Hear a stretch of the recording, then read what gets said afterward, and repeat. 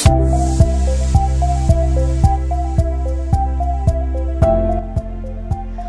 selamat siang warga Malang. Nama saya Rois. Dan nama saya Syam.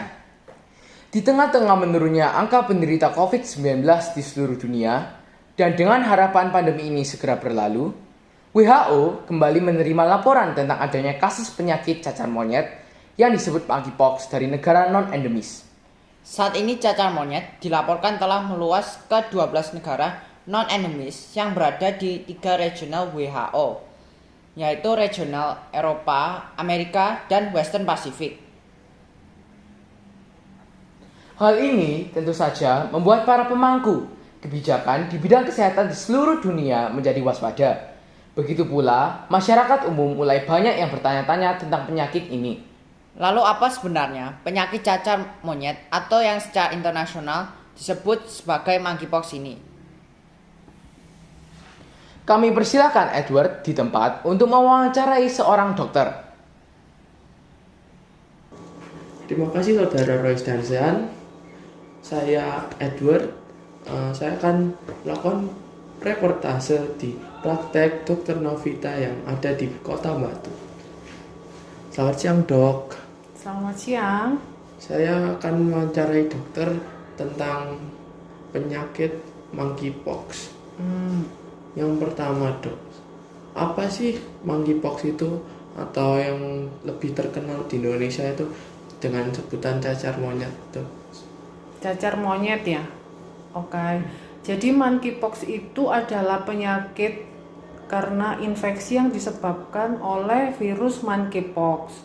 Kenapa sih kok disebutnya monkeypox? Karena pertama kali ditemukan virus ini di monyet itu sekitar tahun 1950 ya. Nah, baru ditemukan di manusia itu sekitar tahun 1970-an di Kongo. Virusnya memang namanya virus monkeypox. Dia dari genus Orthopox ya. Gitu. Lalu apa sih gejala dari penyakit monkeypox ini? Oke, untuk gejalanya biasanya itu pasien akan merasa demam. Itu ciri khas infeksi karena virus ya. Demam, kemudian akan merasa sakit atau nyeri ya, nyeri kepala, nyeri otot sama nyeri punggung. Kemudian ada pembesaran kelenjar getah bening di sekitar area ketiak ya. Kemudian di ruamnya ini itu biasanya jadi setelah demam 1-3 hari setelah demam itu muncul ruamnya ini biasanya terbanyak di sekitar wajah, ada di wajah itu, kemudian di telapak tangan, telapak kaki, ada juga yang di sekitar area mulut, daerah mata, sama beberapa dari daerah genital. Nah, ruamnya ini khas. Edward sudah pernah tahu orang kena cacar air kan ya? Iya. Ya, kurang lebihnya gambarannya seperti itulah. Jadi bentukannya itu istilahnya itu namanya vesicle ya. Jadi lentingan itu isinya air atau nanah dan juga ada pustula. Lentingan atau vesicle ini airnya ini loh yang infeksius. Jadi dia gampang sekali menular ke yang lain gitu. Gitu, Dok. Lalu bagaimana sih proses dari hewan monyet tadi bisa menular ke manusia gitu? Jadi sebenarnya monkeypox ini bisa dari awalnya memang dari hewan ke manusia, dari manusia ke manusia pun juga bisa. Yang ditanyakan Edward yang dari hewan ya. Jadi apabila ada hewan yang terinfeksi si monkeypox ini kemudian melakukan mencakar atau menggigit manusia yang sehat, si manusia bisa terinfeksi gitu ceritanya. Kalau dari manusia ke manusia ya manusia yang tadi sudah terinfeksi kemudian dia berkontak dengan manusia lain yang tidak terinfeksi bisa tertular. Lah gimana cara kontaknya? Tadi kan dokter sudah jelaskan kalau ada lentingan atau ada yang lentingan tadi itu kalau dia dari kulit ke kulit nih kena bisa menular, dari kulit ke mulut juga bisa. makanya dia infeksius sekali gitu. Gitu dok. Lalu siapa saja yang beresiko terkena penyakit monkeypox ini?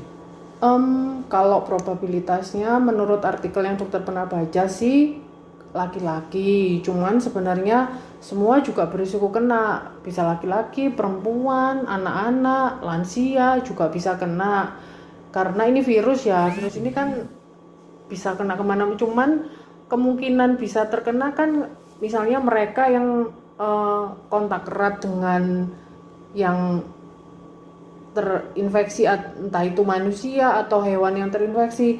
Kadang hewan yang sudah terinfeksi nih, hewan sudah terinfeksi kita nggak tahu, misalnya kita bunuh terus mau kita makan, kalau cara pengolahannya kurang tepat, terus kita nggak tahu nih hewan binatang yang mau kita makan ini ternyata terinfeksi, ya kita bisa kena. Kan nggak harus laki perempuan atau tua muda gitu kan. Gitu. Lalu bagaimana sih cara saya dan keluarga saya untuk terhindar dari penyakit ini? Biar aman ya. Biar aman. Gampang caranya. Ya kalau misalnya Edward tahu, oh dia kayaknya itu kena monkeypox atau udah kayak yang kamu tahu kan ciri-ciri yang sudah dokter bilang tadi, terus kamu lihat berarti kamu curiga nih dia kena, ya udah jangan deket-deket dia. Jadi kita tidak boleh dekat orang yang memang diduga kena monkeypox atau mempunyai ciri-ciri yang tak sebutin tadi, atau kita ada salah satu keluarga kita lah yang sudah jelas sakit itu, ya kita nggak usah deket-deket itu yang sakit tadi. Kita harus jaga jarak. Pertama itu jaga jarak pada sesuatu yang jelas sudah terinfeksi.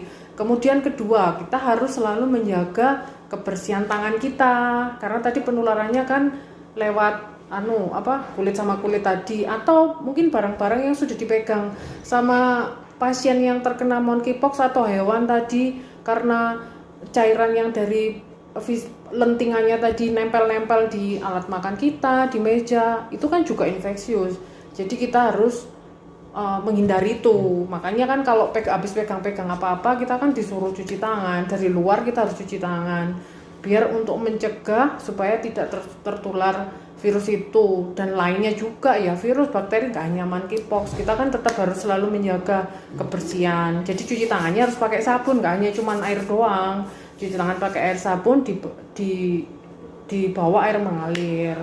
Itu 1, 2. Kemudian yang ketiga juga harus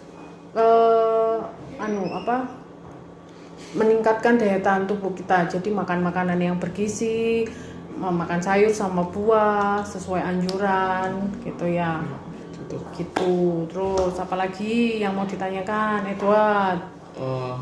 Apa pengobatan dari yang terkena kalau misalnya sudah kena monkeypox nih, diobati apa gitu. Jadi yang pasti biasanya dikasih antivirus, kemudian diobati gejalanya kan simptomatis. Tadi kan tadi dokter bilang, sudah jelaskan di awal, kalau ada yang nyeri kepala, nyeri otot, nyeri punggung, nah itu diobati keluhannya apa. Misalnya ada demam ya dikasih obat demam sama antivirus. Kemudian ada vaksinnya juga sih, Edward, itu bisa dikasih vaksinnya, ada gitu dong. Pemberian vaksinnya juga bisa. Misal nih dok, saya terkena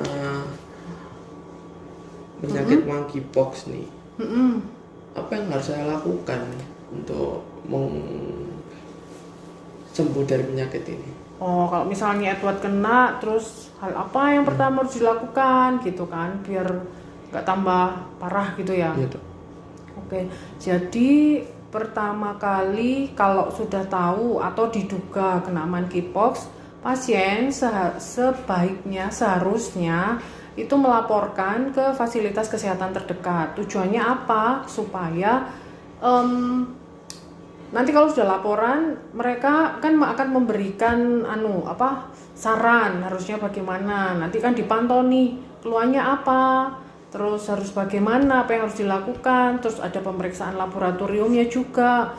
nanti dari semua yang sudah dilaporkan dari pasien itu, nanti tenaga kesehatan yang ada di fasilitas kesehatan itu bisa menentukan kira-kira terapinya bagaimana, atau hanya perlu dikasih obat antivirus kah, atau perlu di isolasi mandiri gitu. Kadang soalnya monkeypox ini untuk jadi hanya tunggal gitu loh sakitnya. Mungkin pasien ini ada sakit lain, jadi semakin memperparah gejalanya gitu. Jadi makanya kalau misalnya kena, harus segera lapor ke fasilitas kesehatan terdekat, ya entah itu puskesmas atau dokter yang praktek di sekitarnya juga bisa gitu, Edward.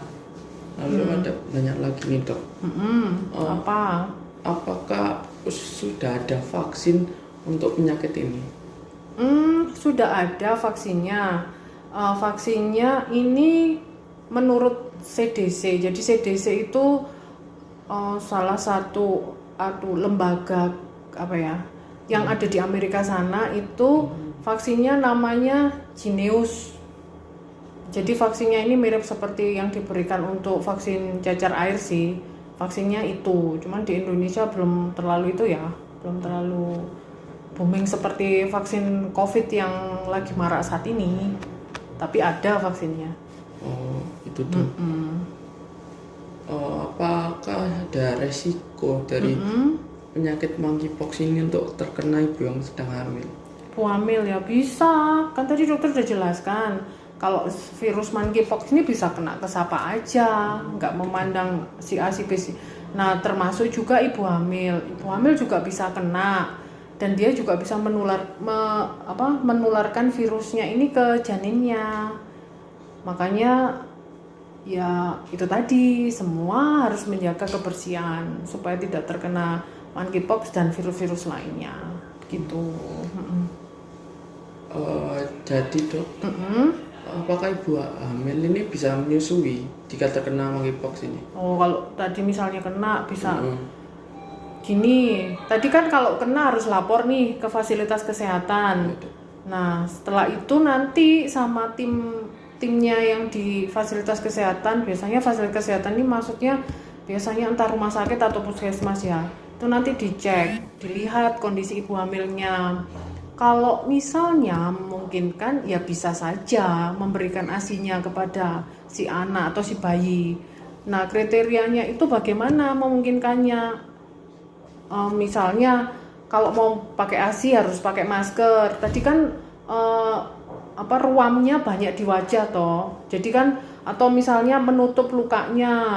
Misalnya lukanya nggak banyak, ya ditutup aja biar nanti pas kontak sama kulit si bayi kan nggak kena, itu bisa. Tapi kan harus dilihat dulu kondisinya, makanya harus lapor dulu. Kalau memang kondisinya memungkinkan untuk memberikan ASI ya bisa, tapi dengan ketentuan itu tadi, aman untuk bayinya. Tapi seandainya nggak aman ya janganlah, kasihan ya. Sekian dari saya dok, terima kasih telah memberikan informasinya dok. Ya, terima kasih juga ya Edward, sudah diberi kesempatan untuk berbagi. Semoga bermanfaat ya. Itu. Ya.